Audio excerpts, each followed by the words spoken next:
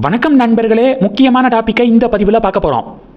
அண்ணாமலை மேலே போட்ட கேஸை டிஆர் பாலு நேற்று வாபஸ் வாங்கினார்ல, அதை பற்றிய டிபேட் நடந்துக்கு இருக்கு. தமிழக பாஜக கும்பல் கல்யாண்ராமன், ஜேவிசி ஸ்ரீராம் சேஷாத்ரி இந்த நபர்கள் மூலமாக பல பொய் செய்திகளை பரப்பி விட்டுருக்காங்க. அண்ணாமலையும் டிஆர் பாலுவும் காம்ப்ரமைஸ் ஆயிட்டாங்க, சமாதானம் ஆயிட்டாங்க.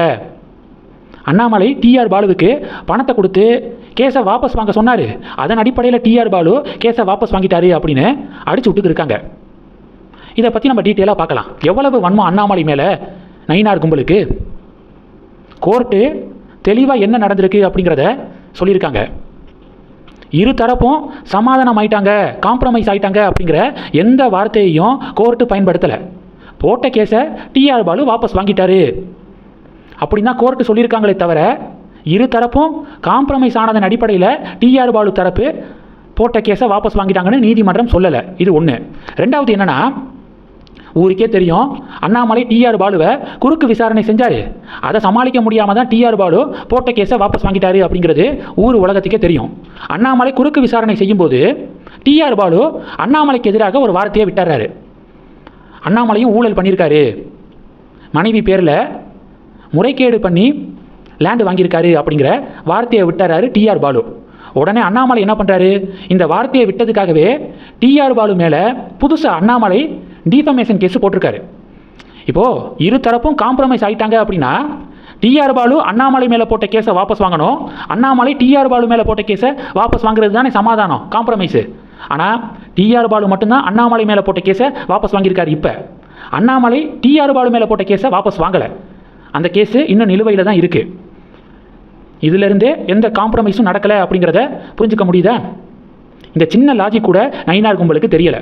அடுத்தது, அண்ணாமலை அவர்கள் அவருடைய சோசியல் மீடியாவில் ஒரு பதிவு போட்டிருக்காரு. வாய்மையே வெல்லும் அப்படின்னு பதிவு போட்டிருக்காரு. காம்ப்ரமைஸ் ஆகிறவங்க இது மாதிரி யாராவது சோசியல் மீடியாவில் வாய்மையே வெல்லும் அப்படின்னு பதிவு போடுவாங்களா? இந்த லாஜிக் கூட தெரியாதா டிஎன்பிஜேபிக்கு? I wish to inform all concerned that I continue to stand by every single remark that I had made against the previous DMK government and DMK members அப்படின்னு அண்ணாமலை அவருடைய சோசியல் மீடியா பதிவில் சொல்லியிருக்காரு.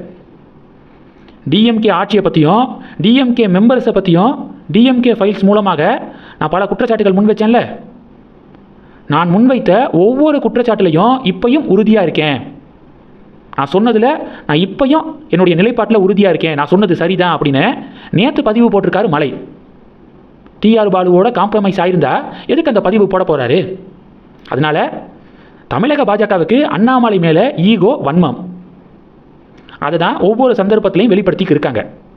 அண்ணாமலையும் டிஆர் பாலுவும் காம்ப்ரமைஸ் ஆகிட்டாங்கன்னு சொல்கிறீங்களே, ஆதாரம் எங்கே அப்படின்னு கேட்டால் கல்யாண்ராமன் ஒரு இமேஜை காட்டுறாரு.